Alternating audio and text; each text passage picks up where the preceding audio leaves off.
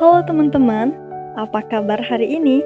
Semoga kamu lagi santai, sehat, dan siap buat belajar sesuatu yang sebenarnya deket banget sama kehidupan kita, tapi sering kita anggap biasa aja.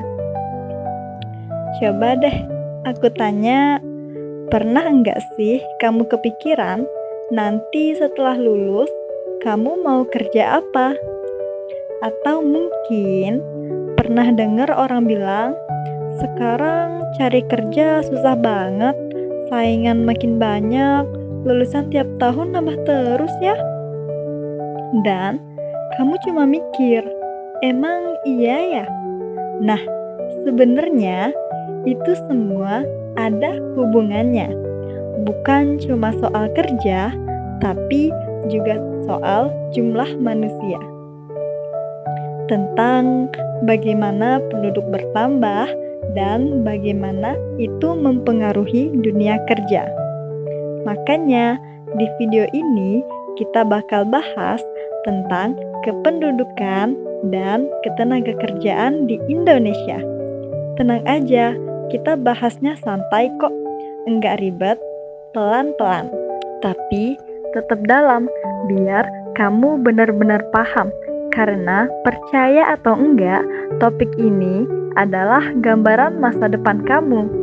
Yuk kita mulai. Kita mulai dari dasar dulu ya. Menurut kamu, apa sih kependudukan itu? Simpelnya, kependudukan adalah segala hal yang berkaitan dengan penduduk. Mulai dari jumlahnya, persebarannya, sampai bagaimana penduduk itu berubah dari waktu ke waktu. Indonesia sendiri adalah salah satu negara dengan jumlah penduduk terbesar di dunia. Dan setiap hari jumlah itu terus bertambah loh. Setiap harinya itu ada bayi yang lahir. Setiap hari ada orang pindah tempat tinggal juga. Dan setiap hari ada perubahan. Tapi pertanyaannya, apakah bertambahnya penduduk selalu hal yang baik? Jawabannya, tidak selalu ya. Karena semuanya itu tergantung bagaimana kita mengelolanya. Jumlah penduduk itu tidak muncul begitu saja. Ada 3 faktor utama yang mempengaruhi. Yang pertama, kelahiran atau natalitas. Semakin tinggi angka kelahiran, semakin cepat juga penduduk dalam suatu daerah tersebut bertambah. Lalu yang kedua, kematian atau mortalitas. Kalau angka kematian rendah, artinya banyak juga dong orang yang hidupnya lebih lama. Dan yang ketiga, yaitu migrasi. Migrasi adalah perpindahan penduduk dari satu tempat ke tempat yang lainnya. Contohnya, orang desa pindah ke kota untuk mencari pekerjaan. Ketiga faktor ini terus terjadi dan membentuk kondisi penduduk saat ini. Selain jumlah, kita juga perlu melihat struktur penduduk. Artinya, bagaimana komposisi penduduk berdasarkan usia dan jenis kelamin. Biasanya dibagi menjadi 3. Usia muda 0 sampai 14 tahun, usia produktif 15 sampai 64 tahun, dan yang terakhir usia lanjut 65 tahun sampai ke atasnya. Kenapa ini penting? Karena setiap kelompok punya peran yang berbeda. Usia muda butuh pendidikan. Usia produktif butuh bekerja. Dan usia lanjut membutuhkan dukungan. Kalau jumlah usia produktif lebih banyak, itu bisa jadi peluang besar, karena artinya banyak tenaga kerja. Masalahnya, penduduk di Indonesia tidak tersebar merata. Sebagian besar terkonsentrasi di kota-kota besar. Akibatnya, kota jadi padat, macet, dan mahal. Sementara daerah lain masih kekurangan penduduk dan pembangunan. Ini menyebabkan ketimpangan. Fasilitas di kota lebih lengkap, tapi penuh dan sesak. Lalu di desa masih banyak potensi, tapi belum dimanfaatkan maksimal. Karena itu, banyak orang pindah ke kota. Fenomena ini biasanya disebut urbanisasi. Tujuannya sederhana, mencari kehidupan yang lebih baik. Tapi realitanya tidak selalu mudah, karena di kota lapangan kerja terbatas, persaingannya tinggi, biaya hidup mahal. Akhirnya, tidak sedikit yang justru kesulitan. Kalau jumlah penduduk besar tapi tidak seimbang dengan fasilitas, maka muncul berbagai masalah seperti kemiskinan, pengangguran, kepadatan penduduk, kurangnya pendidikan dan kesehatan. Jadi, masalah kependudukan itu bukan cuma soal jumlah, tapi juga soal kualitas hidup. Ini bagian penting. Penduduk yang banyak tidak akan berarti kalau kualitasnya rendah. Kualitas penduduk bisa dilihat dari pertama, pendidikan, kedua, kesehatan, dan ketiga, keterampilan. Semakin tinggi kualitasnya, semakin besar juga peluang suatu daerah tersebut untuk maju. Makanya, pendidikan itu sangat penting ya, bukan cuma untuk nilai, tapi untuk masa depan. Sekarang, kita masuk ke ketenagakerjaan. Ketenagakerjaan itu semua hal yang berkaitan dengan tenaga kerja, mulai dari orang yang sudah bekerja, yang sedang mencari kerja, sampai yang siap bekerja. Biasanya dihitung dari usia 15 tahun sampai 64 tahun. Artinya, kamu juga akan segera masuk ke dunia ini. Nah, pasti banyak yang bertanya-tanya kan, kenapa usia kerja itu dimulai dari 15 tahun, bukan 17? Padahal kalau di KTP kita dewasa itu 17 tahun kan? Nah, jawabannya ada di cara statistik ketenagakerjaan didefinisikan, bukan semata-mata soal boleh kerja atau tidak. Yang pertama, yaitu standar internasional. Banyak negara, termasuk Indonesia, mengikuti standar dari International Labour Organization atau ILO.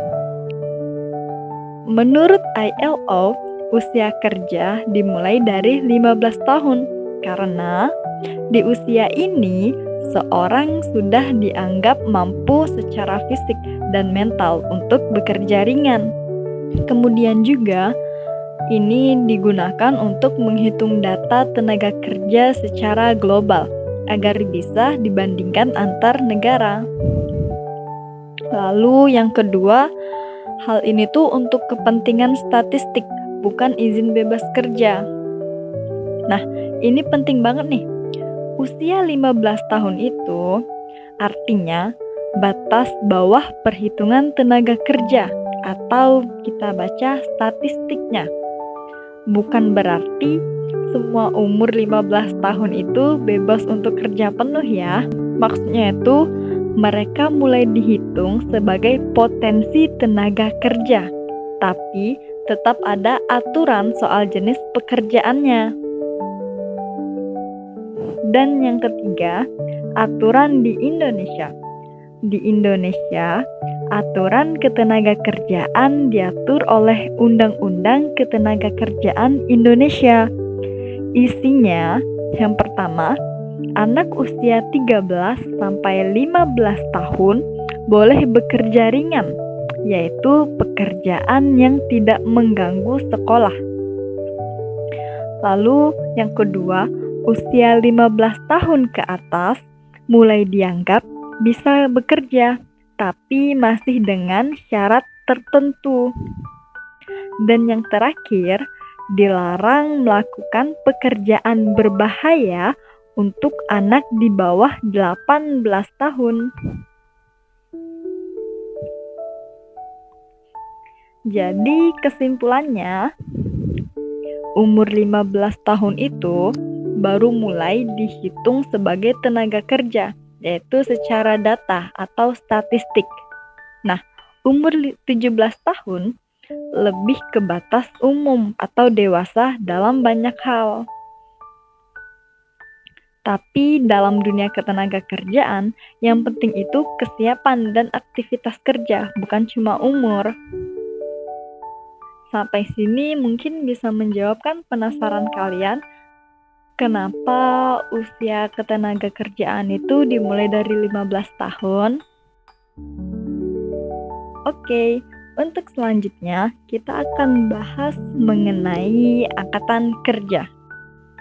Angkatan kerja itu adalah orang-orang yang bekerja atau sedang mencari pekerjaan.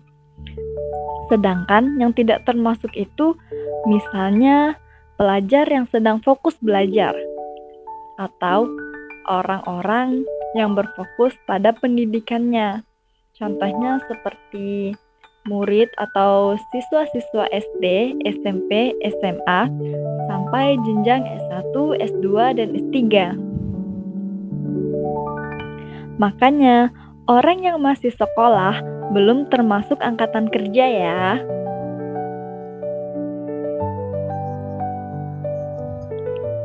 Masalah utama di Indonesia itu adalah pengangguran.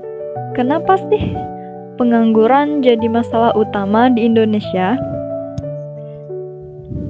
Jawabannya hanya satu, karena jumlah pencari kerja lebih banyak dibandingkan lapangan kerjanya. Selain itu juga, skill tidak sesuai dengan kebutuhan, pendidikannya belum merata, serta kurangnya pengalaman kerja. Makanya, semua ini menjadi faktor kenapa di Indonesia itu tingkat penganggurannya masih sangat tinggi. Kemudian, kita bakal bahas jenis-jenis pengangguran. Yang pertama itu ada pengangguran terbuka, yaitu yang tidak bekerja sama sekali atau orang-orang yang tidak memiliki pekerjaan.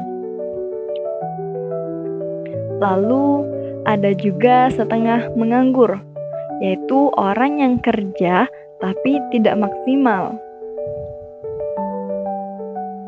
Kemudian ada struktural, yaitu orang yang bekerja karena perubahan teknologi, atau orang yang tidak bekerja lagi karena adanya perubahan teknologi juga. Nah, yang terakhir adalah friksional, yaitu orang-orang yang mencari kerja. Nah, ini menunjukkan bahwa masalahnya itu kompleks banget. Kemudian, coba sekarang kita hubungkan. Penduduk banyak, tenaga kerja banyak, tapi kalau pekerjaannya sedikit, tentu saja penganggurannya naik. Nah, dari sinilah pentingnya yang namanya keseimbangan. Indonesia itu sedang mengalami bonus demografi. Artinya, jumlah usia produktifnya itu sangat besar loh. Dan hal ini tuh bisa jadi peluang besar bagi Indonesia untuk bergerak dari negara berkembang menjadi negara maju. Kalau dimanfaatkan, ekonomi kita bakal maju banget. Tapi kalau tidak, penganggurannya bakal terus meningkat. Di era sekarang, skill itu penting banget, seperti komunikasi, kerjasama, teknologi, dan berpikir kritis. Dunia kerja sudah berubah loh. Ke depan, banyak pekerjaan hilang, banyak juga pekerjaan baru muncul. Jadi, kita harus siap dengan perubahan tersebut. Mulai dari sekarang, kenali minat kamu, latih skill kamu, dan jangan takut mencoba. Karena masa depan tidak datang tiba-tiba. Dari semua ini, kita bisa belajar loh bahwa kependudukan dan ketenaga kerjaan itu saling berkaitan banget. Jumlah penduduk besar bisa jadi kekuatan atau justru jadi masalah. Semua itu tergantung bagaimana kita mempersiapkan diri. Dan kamu adalah bagian dari masa depan itu. Jadi, mulai sekarang, siapkan diri kamu. Karena suatu hari nanti, kamu bukan lagi penonton, tapi pelaku utama dalam dunia kerja. Dari situlah masa depan Indonesia ditentukan. Oke, mungkin sampai sini aja. Sampai jumpa di video berikutnya ya.